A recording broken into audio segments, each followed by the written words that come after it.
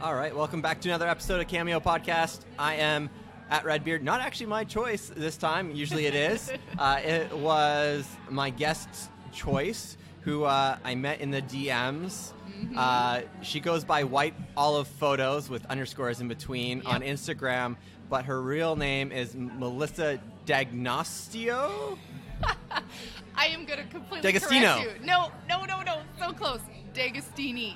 I know everybody gets us confused with, are you related to the person with that restaurant downtown? But no, not us. We're Dagostini, I at the end. But you are Italian. No. My husband is. Oh, your husband is. Oh, brilliant. Yeah. I know. So I was a Smith before. Okay. And I went from a Smith to a Dagostini. So now I have to spell my last name to every single person who asks for my last name. It's a lot of fun. See, I was the reverse. My wife went from being a Mantushak to being a Webster. Oh, easy. So it's just so much easier, right? Yeah, but for sure. Yeah. If you aren't familiar with her Instagram page, she is a Kamloops photographer who's been coming on up. And actually, when I DM'd her, or when I DM'd you, Melissa, the day after, you had a profile on Kamloops BC Now in Focus, and it was like, oh, this is law of attraction. This was meant to be. It's good. Because we were gonna, do some family photos together. Yeah. No, it was really cool that they did that. I love that they do that for up and coming businesses, and they really promote people that way. And I love that they did that for me. It was awesome. Yeah,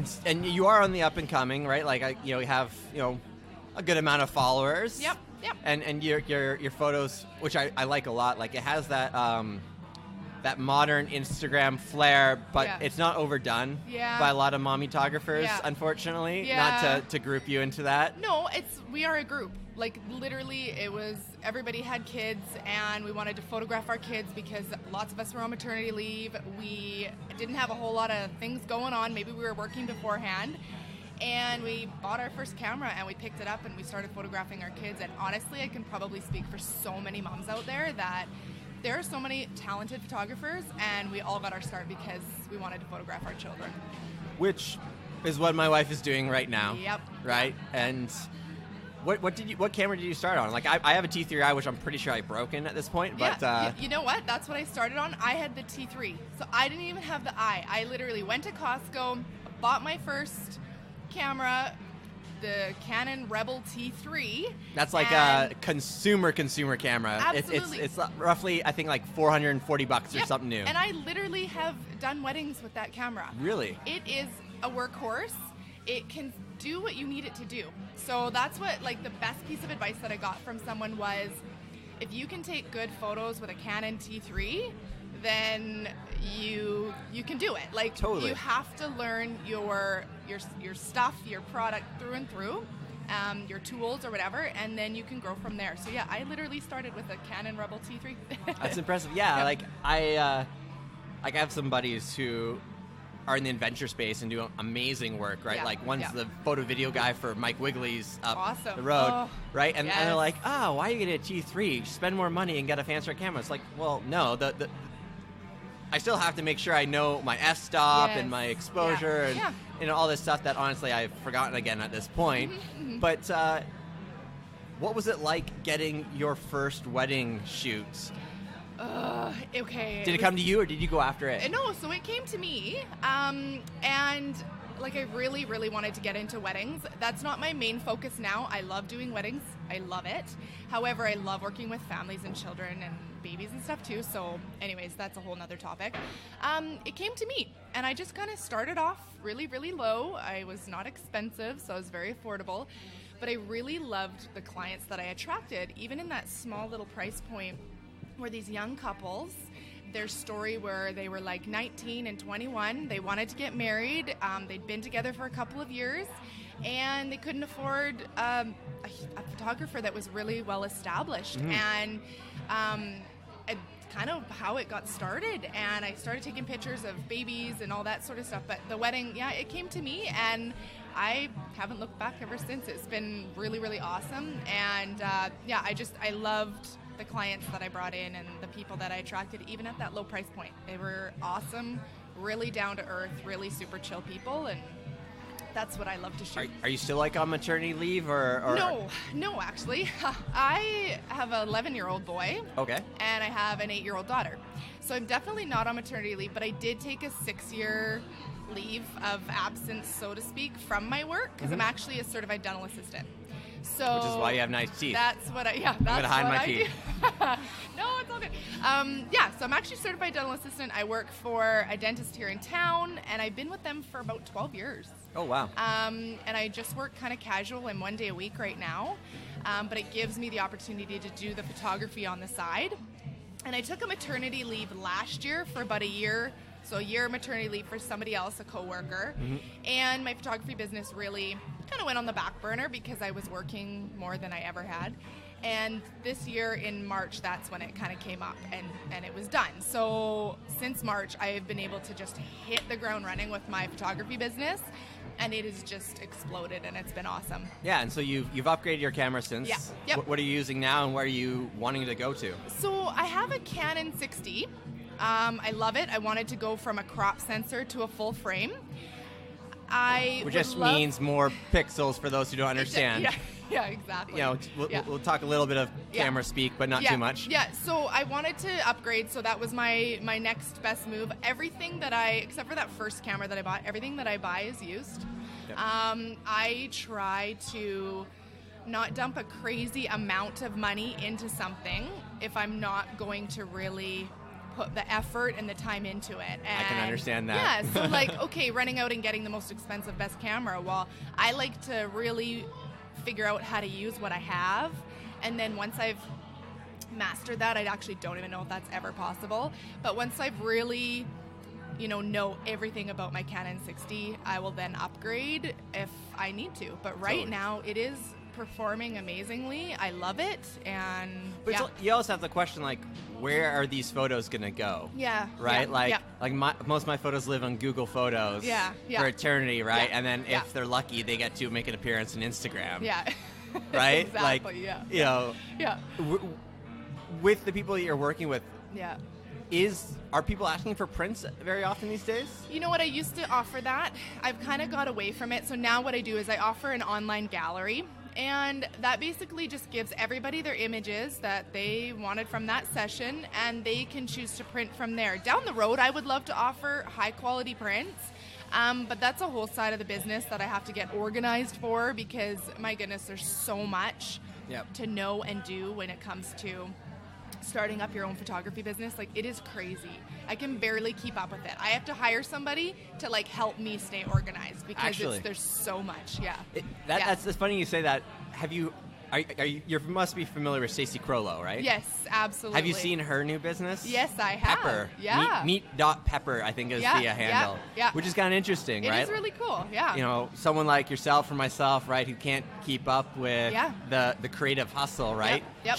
She can you can outsource it to her or her team or whatever she's building. Yeah, yep. No, it's really cool because I think she actually ended up working with a company called Lind & Co. And so Alicia that's opened that. So that's who I'm going to sit down and talk with and figure some stuff out with because she is just amazing. Yeah, she's got small businesses. Polka dot cakes. Yeah. I'm pretty sure influences with paper unicorns. I can make guesses. No, I know, but no, she's doing phenomenal. She is young and she is driven and she is good at what she does. So I've been watching her and we've had a few conversations. Yeah, for sure. No, I'm excited. So starting November, I'm going to be working with her and she's going to kind of help me with my branding, help me with my logo, and help me just kind of organize the business aspect of it because I tell you, that is more work than taking the photos and editing them. That's the easiest part. Having the session is the most fun for me, and getting to interact with people and spending time with them and getting to know their story and meeting different families and people. That's my favorite part, and it's the smallest, tiniest portion of photography. Totally, right? And what I shared with you earlier, I'm working on basically a digital agency of myself in a way, right? Where you kind of almost spurred me like, you should be my social media coach. I'm like, well, that's actually kind of what I've been thinking about doing, which is totally different than what Lind & Co. does. Absolutely, right? Yeah. And but people need that. It is changing. The algorithm with Instagram is so hard to keep up with that it's just. By the same point, I don't think you need to even bother competing with it as long as you just have fun, create. You got to be patient at some point too, right? And so. I'm interested to see what November comes about for you because I think November is going to be a huge time for myself as well, just because finally get my ducks in a row. No, it takes some time, doesn't it? Totally. Like, it really, like, I'm looking forward to, like, November, December, and January, because they're slower months for photographers. They're not crazy busy. The weather's cold and all that sort of thing. So you're not getting out there and shooting as much as you would like, but it's really good time to focus on your business. True.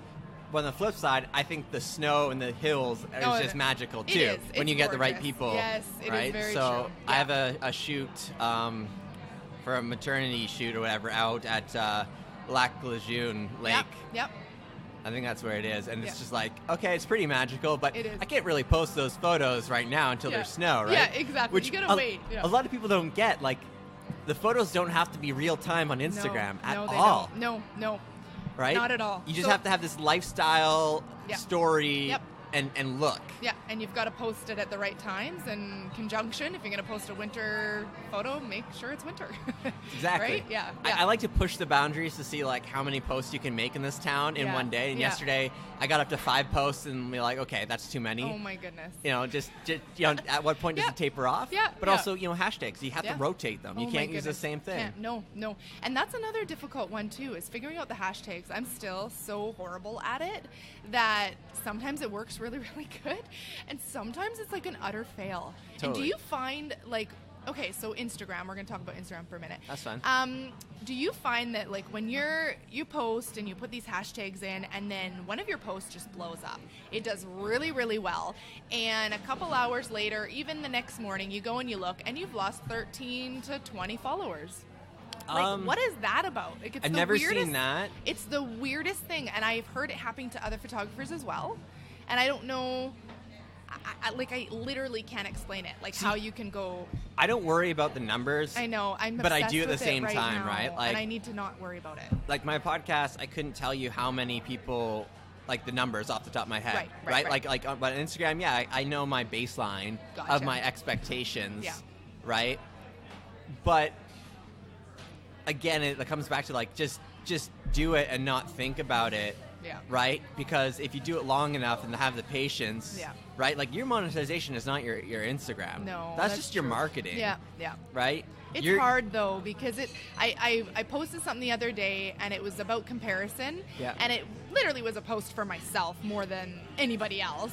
But I have to remind myself that all the time. Yeah. Like, don't compare yourself to others, because I feel like, especially as photographers, it is one of my biggest downfalls is that, I should be better. I should have done this better and that, but, like, it's just such a learning process that it's difficult. Social currency, right? Yeah. But social currency without monetization is worth nothing. Right? Yep. There's people in this town who have 130,000 followers and hasn't made $1. Right? Yeah, that's true. That's a really good point. And you got 550, 600 followers. Yeah. Right? And you're getting some of my money, right? You've monetized. Yeah. Right? So it's social currency is only good. Yeah. If you actually make money. And I have to remember that, because I am busy. I am being booked. I have so much work ahead of me, and next year I know is going to be even busier than this year. Right. And I just gotta, I guess, remember that and just think, okay, are you working? Yes. Are you making money? Yes. Are you meeting awesome clients? And that's going to keep going and snowball into the next client and the next client, because the best is word of mouth. That's where I get a lot of myself. Oh, you got to hire this photographer. She was great, or whatever. I really like her work. Here's her information, right? So I get a lot of referrals too, which is good. So you just got to kind of keep that in mind. I don't know. It's hard. It's really hard. It's totally hard, right? Like, we're in this big world of comparison, right? Yeah. Where comparison is the thief of joy or whatever it is. Right? It is. It truly is. But again, and that's where it's important to remember, like, when you actually do get those people who reach out, DM you, and you meet in real life, like, that's where the real value is. Not just from, like, a monetary side of things, right? Like, it reminds you of why you got back into it in the first place. Yeah. No, it's so true. Yeah. Right? Yeah. So yeah. It's a weird intersection where I understand the paradox, and I'm totally fine living on both sides of the fence, right? Of caring but not caring, right? Yeah. No, it's true. You've got to have an amount of caring. Like, you've got to obviously care, but at the same time, you got to protect the brand. Yeah. Right. Yeah. You got to protect the brand, because the brand is your monetization. Yeah. But you can't. But if you feel compelled to share that one photo, and you know it's not going to do too well, but it means a lot, just share it, right? And things are so quick, so fast, people are going to forget about it anyways. That's true. Yeah. Right? Like it's so hard. Yeah. Like for what, a half day you might be thinking about it? Yeah. Yeah. Or a split second because Instagram is literally so fast. Like people just scroll, right? Some people don't even like read what you've written underneath, and you've taken a little bit of time to, figure out what you're going to say and what this story means and what this photo means to you, and people just double tap. It's microblogging, right? Is what it is. For, and I'm not big on reading the big posts. No, I know. Like when they get too long. It's too long, right? Like that's why I like podcasts. I'd rather just listen, right? And it's easy to do when you're in your vehicle or you've got to get from point A to point B and you have 20 minutes or an hour. Exactly. I'm huge into podcasts. I love them. Awesome. I listen to them all the time. A lot of like entrepreneurs and like businesswomen, and Jenna Kutcher is obviously my top choice. Not familiar with her. Okay, well she's phenomenal and you need to. She's got hundreds and hundreds and hundreds of podcasts. She's like multi-millionaire. Is she like the social media marketing? Like is that that her podcast? Like it's the Jenna Kutcher podcast. She's amazing. So I might have listened to one. So it's the Gold Digger. Okay, I have listened to Gold Digger. Yeah, so that's her. And I've listened to one where she was like, put your face on it. You got 3 times the amount of. Yep. And that's my problem is that I wanted to talk about this today actually, is that I hate being in front of the camera. Me too. I love being behind the camera. That is my comfort zone. And I don't know if that's like part of why I like got into it too, is that I like being behind it. I'm actually kind of shy in front of the camera. Most and I am not a shy person. I am zero. I can actually do a video, no problem. Like Instagram stories, I have zero issues doing something like that. But to take a photo where it's intentional and you want to look a certain way. I don't know. I hate it. That's what I wanted to actually ask you, right? Like, yep. Like, I come from like actual like advertising and sales and marketing world of real media, right? And the whole thing is like when you start a business, never start under your name, because if you want to sell the creative business, you can. Yeah. So I get why you call it White Olive, but it's also like, okay, you're a photographer. Yes. Someone can't just replicate you. No. Especially on Instagram, it's such a personal branding thing. Yeah. Why didn't you choose your actual personal name and just be Melissa Dagostini? Because Aspect Arts, do you remember who Aspect Arts is? I do. That's Lisa Novak, and then she rebranded as herself. Okay, so, and the whole rebranding aspect of it, so I've changed my name. Okay. I was a different name as before White Olive Photography. I think I've been White Olive for a year and a half maybe. I was Hollow Tree Photography before that. Okay. And I rebranded about a year and a half ago. And the reason why I chose names for my photography business that was not my name is because I wanted to remain anonymous. Like that's how, I wouldn't say shy, but that's how I wanted to be. I didn't want my name linked with my photography business. And I just wanted to remain kind of like nameless, if that makes any sense. And I wanted the name to build itself. However, from a business standpoint, I was going into that making these decisions without knowing what the heck I was doing. I don't know. I don't know anything when it comes to that business side of it, especially like a year and a half ago. So now I see the value in having your name. Like, I get that. It's just people will instantly know. I also found Dagostini. I didn't know if that was going to be difficult for people to pronounce. I didn't want to do the first name with the middle name. I just wanted to be different. Yeah. To be honest, at the end of the day, I wanted something different.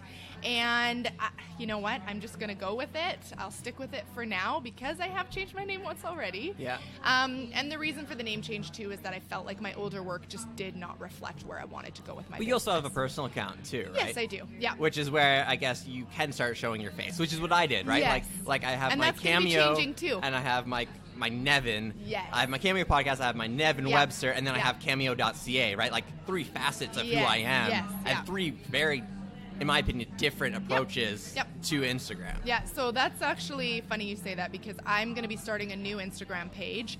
And I showcase a lot of my family. I showcase my kids a lot, story-wise, and in my photography because they're my best subjects. They absolutely hate being in front of the camera. Yeah. But you know what? They have to because that's just, they're my kids and they have to. They don't have a choice. So that's a question I want to ask too, right? Like I have a 7-month-old daughter next week or whatever. Yep. And I'm very conscious of how I portray her online. Yes. Yeah. Like, and I definitely have used her for likes in a way. Like, you know, like it's you know, I'm not gonna lie and those staged photos, me trying to feed her, like, yeah, I was feeding her, but it's weird. Yeah.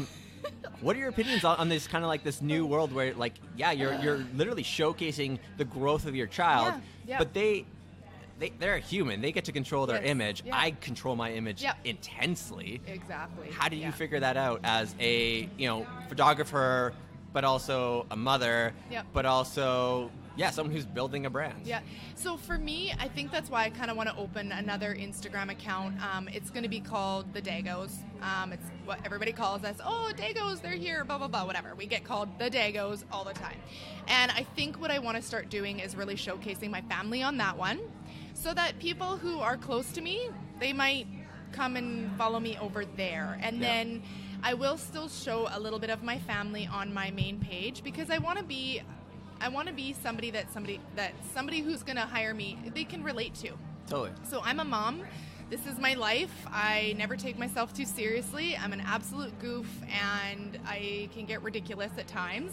But that's kind of what I want to showcase with my business. I want people to see that. I want them to see that I'm a mom and this is my life. And sometimes it's messy, and sometimes it's real, and sometimes it's not perfect, right? Totally. So I think I'm gonna just separate it just slightly, but still show it on my photography business. But I think I'm gonna kind of filter a little bit more of my family. But as like your 11-year-olds, are they on Instagram already? No. My son does not have social media. I'm gonna try to keep him away from a phone for as long as possible. But are they? But are they like conscious? Like, Mom, don't post that photo. Oh yeah. I give them absolute. I don't want you to post that, Mom. Okay, fine. I won't do it. So I give them say, because. But they're actually conscious. Like they're writing math. Mom's got their phone, and my kids play piano. So I take a lot of videos of them playing piano. And sometimes my daughter likes to sing, and she doesn't like it when I post her singing. I have to get her permission first. So I do give them some rights. They see the photo, they go, okay, I don't mind that, or whatever. I give them that opportunity, because my son is a little bit, doesn't like to be in front of the camera as much. My daughter's fine. Which is really interesting you say that you get their actual consent. Oh, I do. Because, you know, YouTube's in this funny place where family vloggers actually basically have to get consent from the kids in a way, right? Yeah. Because they're child stars at this point, right? And they're not getting any of the money or whatever it be, and sometimes there's real abuse cases going on, right? It's like, I struggle with it greatly. Like, I started the podcast as a way to put my feelings out in the world in a way I control. Yeah. But it's also like, do I put too much out there? But also, like, I can't just put photos. I'm like, media is so challenging right now. It is very challenging. I know, because how much do you share, right? Totally. So I do try to, like, a photograph of my child that I have taken, and I've purposely, you know, I've put together, I've curated. It's what this vision I wanted to create. Those types of photos I will post, and they know what I'm doing. So they know that I'm taking these images and these photos for something. And they're fine with that. It's more the stories. So for me, it's like, okay, do they want to be in this story? I don't know. If they're in the story, they purposely come into it and they're talking, or they want to be in the video, then that's totally fine, right? So I try to give them a little bit of in, like, a say if they want to be in it or not. But yeah, it is tough. It's really difficult to, how much do you share? And how much don't you share? You know what I mean? Like, how much do you keep private, right? So absolutely, yeah, right? It is. It's a weird world we're living in right now. I was sitting just over there a couple of weeks ago with someone who I respect a lot in this business community, and then a couple other people told me, saying, Nevin, you're sharing too much. Okay. Turn it back. Right. And then I've tried with other people, like, being like, no, don't do that at all. That's who you are. Yeah. You know. Yeah. So we're this weird paradigm where I can call it old Kamloops is having trouble with what I consider new Kamloops. Yeah. And the changes that we'll see. Yeah. How long have you been here actually in Kamloops? Okay, so me and my mom moved down when I was about 4. Okay. So from the coast originally, and been in Kamloops basically ever since. I went back to the coast when I was 18, 19. That's where I met my husband. Yep. And when we decided we wanted to get married, we moved back up to Kamloops. So Nice. I just stayed with family down at the coast for almost 2 years, and then I've been here since I was 20. So me and my husband have been married for 14 years now. Wow. I know, crazy, right? What changes are you seeing in Kamloops that like got you really excited? That's a good question. Changes, you know what? I really like how people are putting a lot of focus on small businesses and supporting local.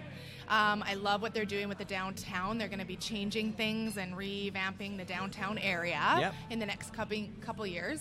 But yeah, I like that a lot of these moms are getting these opportunities and these outlets to be able to become young entrepreneurs and starting up little businesses and then just supporting local. So I really like the push for that, is supporting things that might cost a bit more than, you know, buying something on Amazon, even though I am guilty. I shop on Amazon all the time.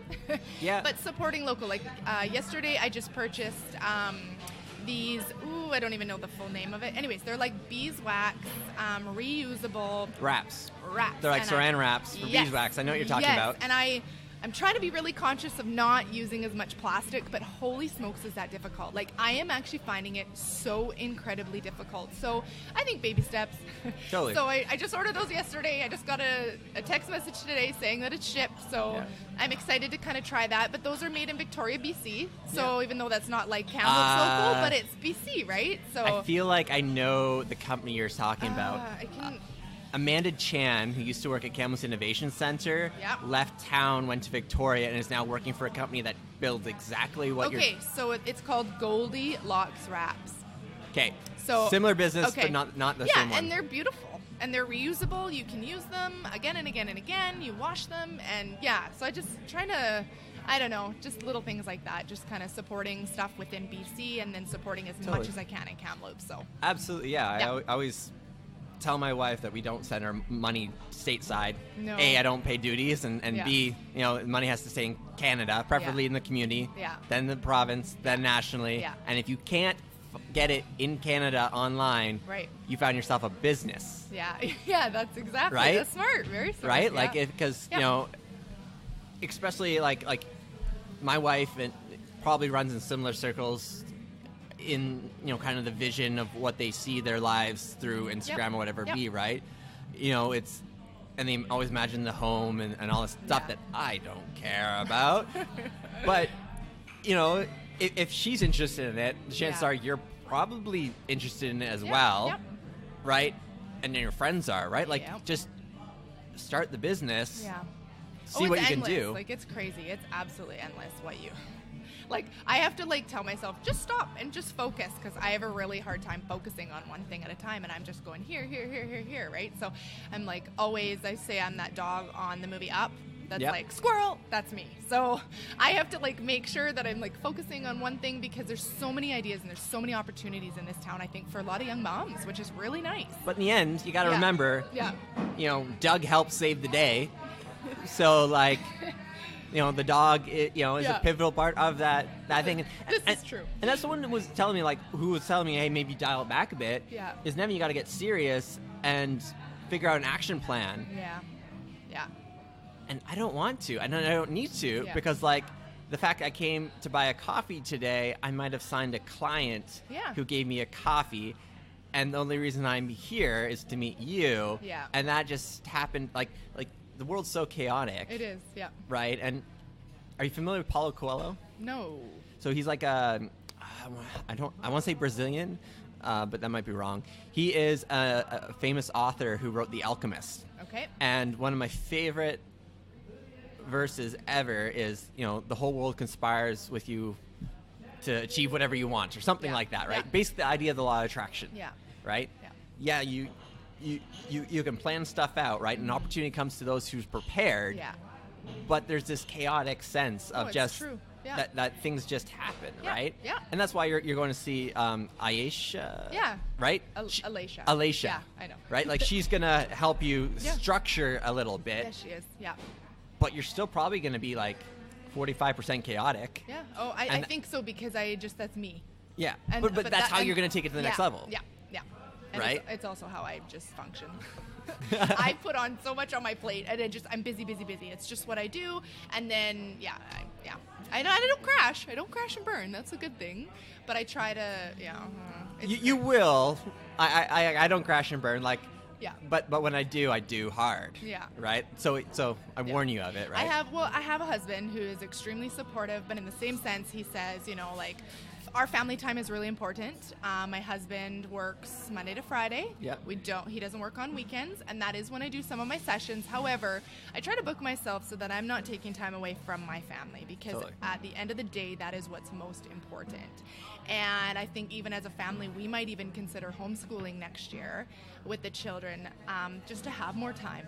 Because I feel like they're gone for so long in the day. Homeschooling. I think that's an interesting conversation. It is an interesting conversation. I don't know how I feel. I also knew how I felt about a couple years ago, but my kids are older now, and it's a little bit different. We might want to travel a little bit. And they spend so much time in the school system, which serves its purpose. Yeah. However, we love being together. And we love doing stuff together. And my youngest is very self-motivated. My son is not. But even just trying something for a year, I can't say that I'm probably the best teacher, nor do I put myself in that category of cut out for homeschooling. Yeah. But I want to try it. I feel like there's not enough hours in the day.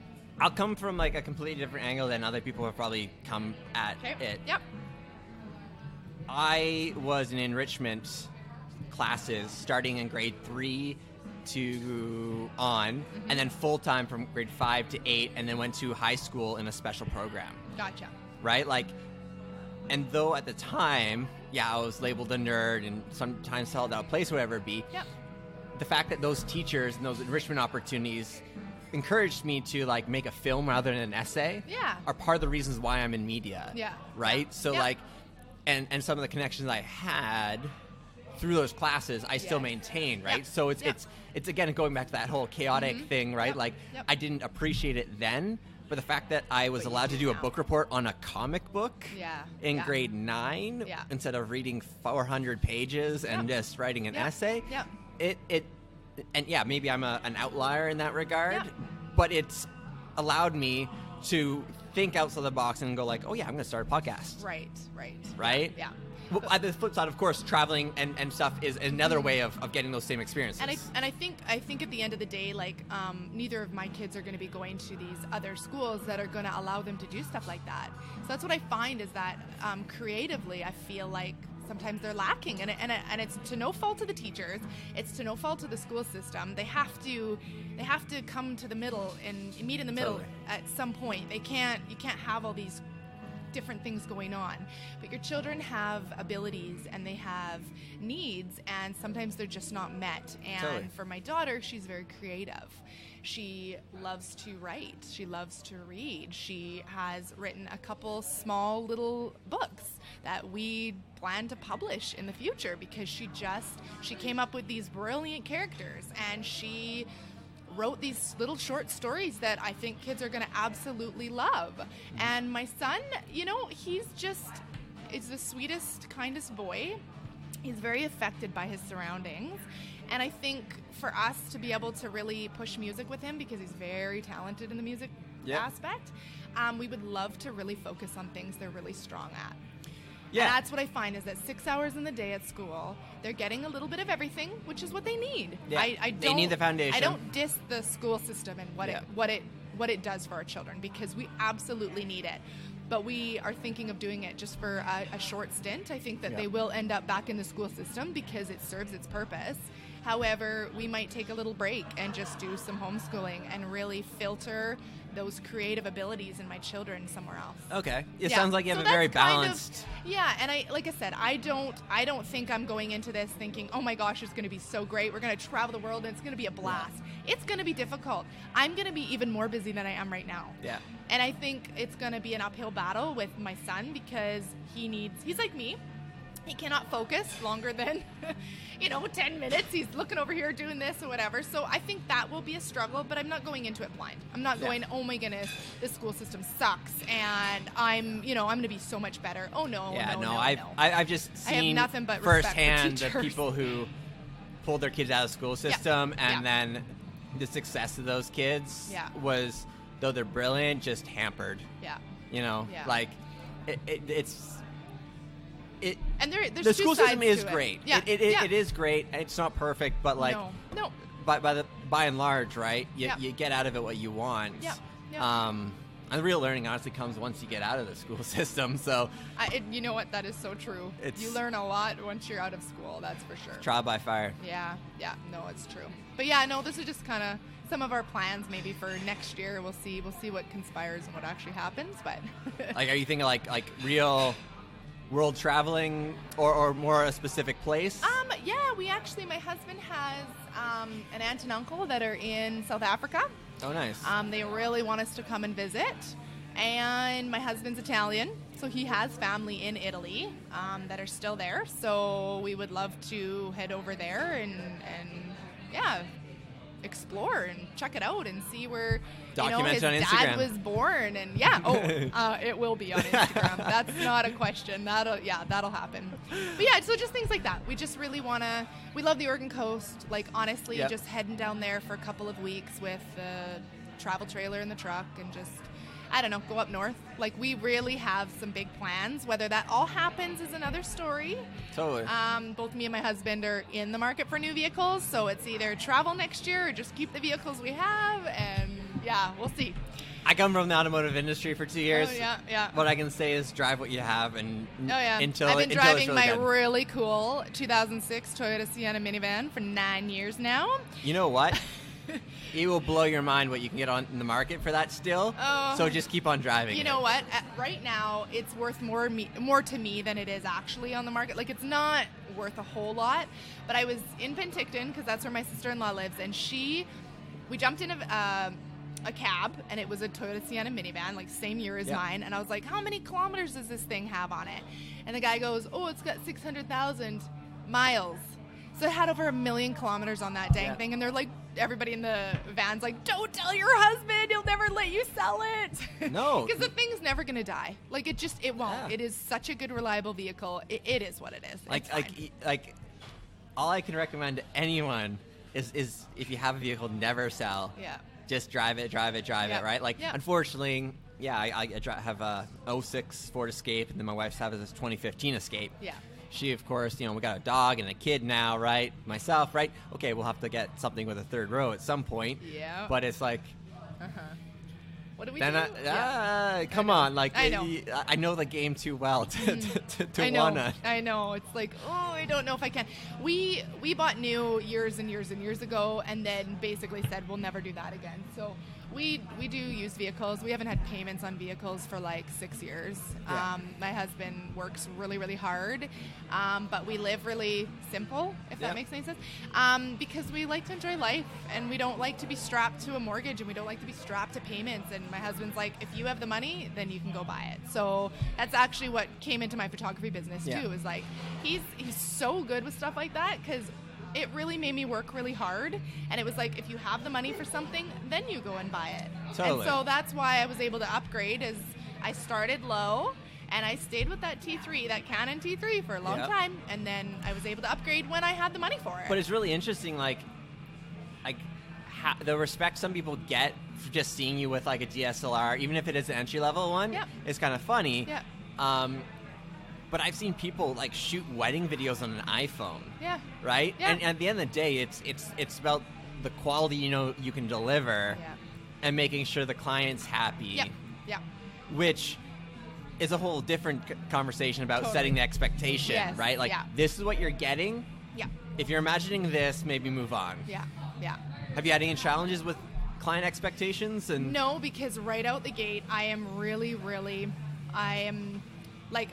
will tell you what you're getting. So like, I really talk to my clients a lot, especially my wedding clients. They're really This is their big day.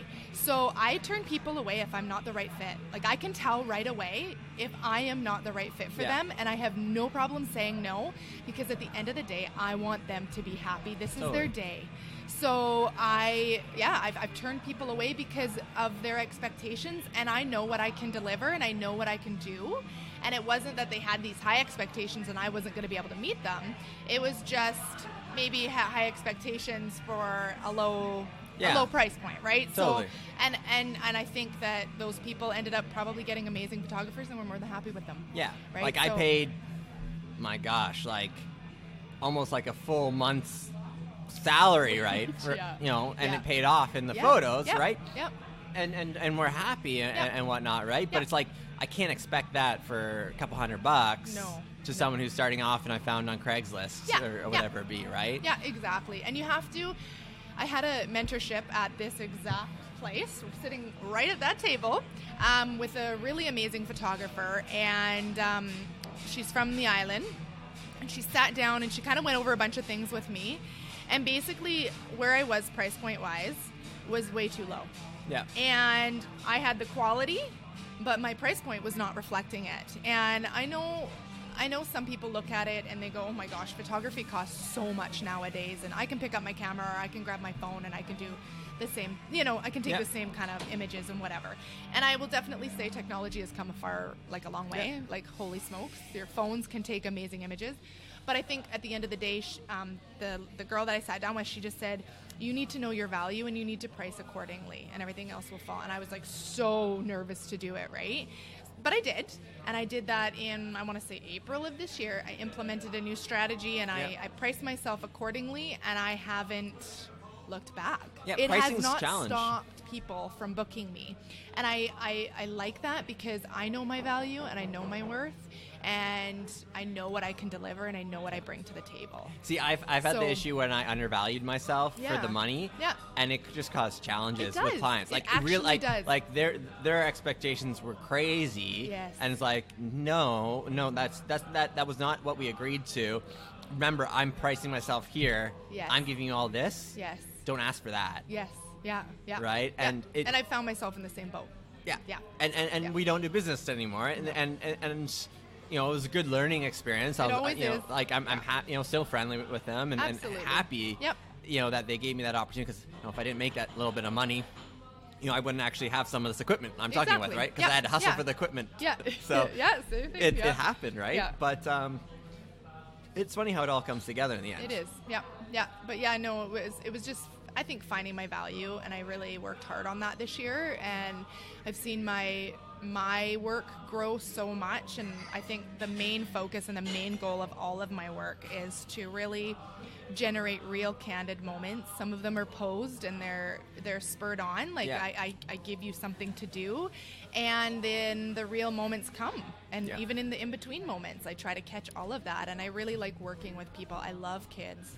I love just working with families, and I really, truly, that's like one of my favorite things. Trying to get candid photos is challenging. Like, my mom hates the staged photos. Yeah. Right? Because my family was always like adventurous and stuff, like hiking and whatnot.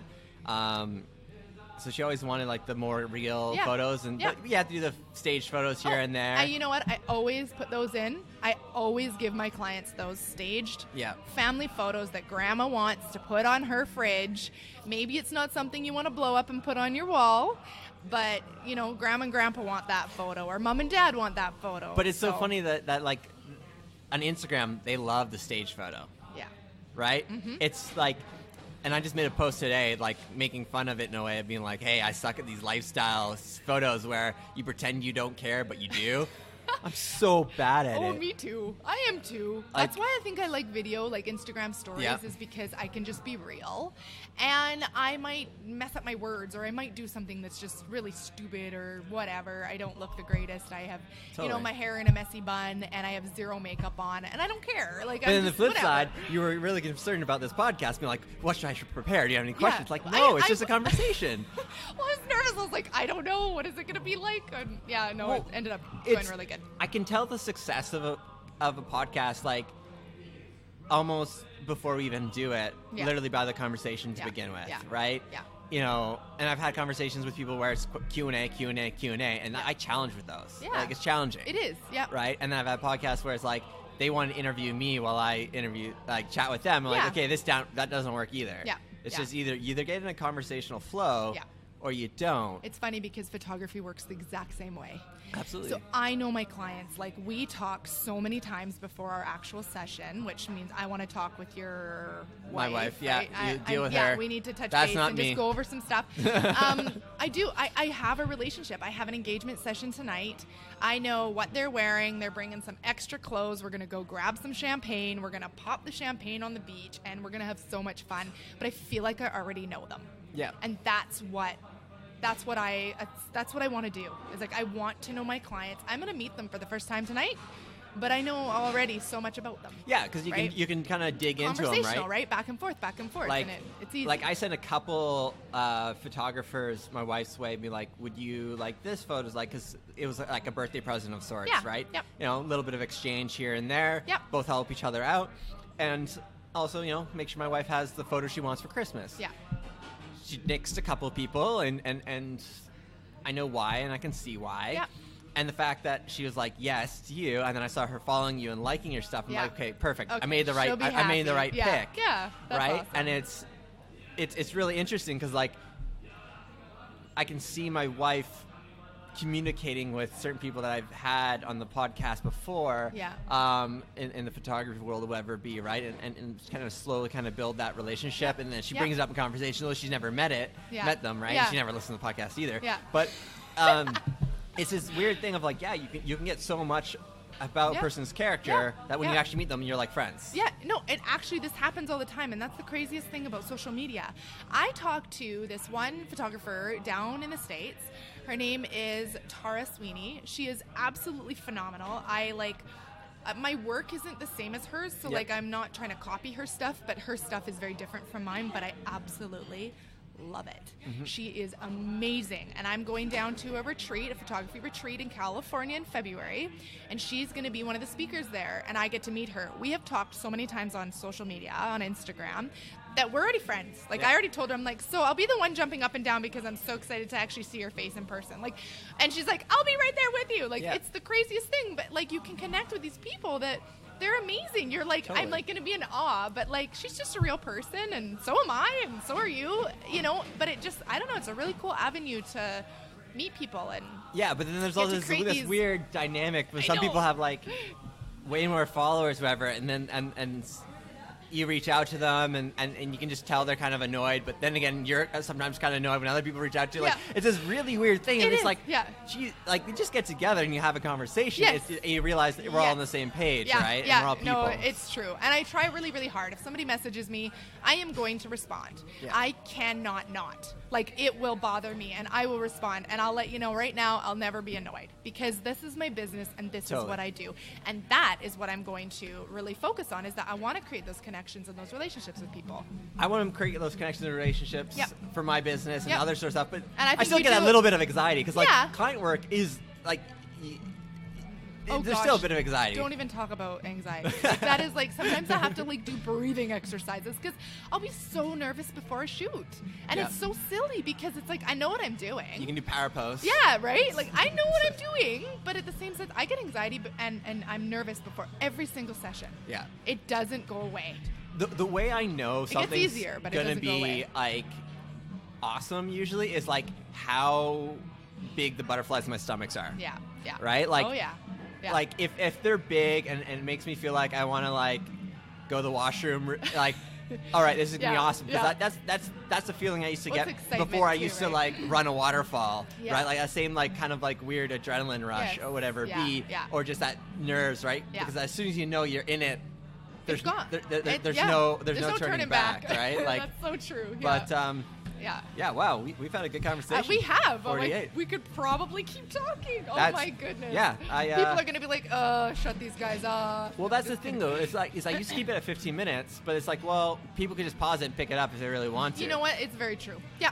Right? So if they want to listen for 15, that's fine. And they want to pick it up later, that's a great Exactly, right? Like, it's, I don't know why I put that self-limiter, because I thought like, oh, anyone can drive anywhere in Kamloops in 15 minutes. That's the perfect thing. Blah, blah, blah, blah, blah. But I throw my podcast off when I go on spontaneous road trips. So I'm driving longer than 15 minutes. I don't put podcasts on when I'm in town. Yeah. Because I'm going here to there. It's just too much of a hassle to deal with my phone. But like, if I'm at the gym, that's what I listen to, right? And honestly, 30 minutes on the treadmill is gone because I'm like engaged, right? So podcasts and Audible and I actually don't consume as much as I used to because now it's about creation, right? It's that weird thing of like, if you're actually creating, you shouldn't be consuming. Yeah. Because if you're consuming, you're not creating. Yeah, exactly. Right? Yeah. So again, living on both sides of the fence. Yep. But maybe we should kind of wrap it up, Melissa. Where can people find you? Any last words? People you want to shout out? You know what? Honestly, you can find me on Instagram because that is like my main go-to. I spend a lot of time on there. So at white_olive_photo. So that's my Instagram. And then Facebook, I'm on there too, White Olive Photography. You can kind of look me up. But yeah, honestly, there's so many people that I could thank. I could be here for like a long, long time. But basically my family, they're awesome. Everybody supports me and they're just so good. And then all the like moms out there that are trying really, really hard to like make something of themselves, a shout out to them because we're Kamloops, so that's what's happening, that's what's up and coming, and I just it's a small enough town that it's easy to collaborate and work together, and I love it. You know, it's also such a slow-moving town that if you want to run out ahead, you can really make something of yourself. Well, thank you for tuning in. Yeah, it was awesome to meet you, Nevin. If I could ask the listeners one thing, if this is your first time listening, hit subscribe or subscribe on your favorite podcast if you're interested. Otherwise, till next time. Thank you for listening to the Kameo Podcast. Cheers.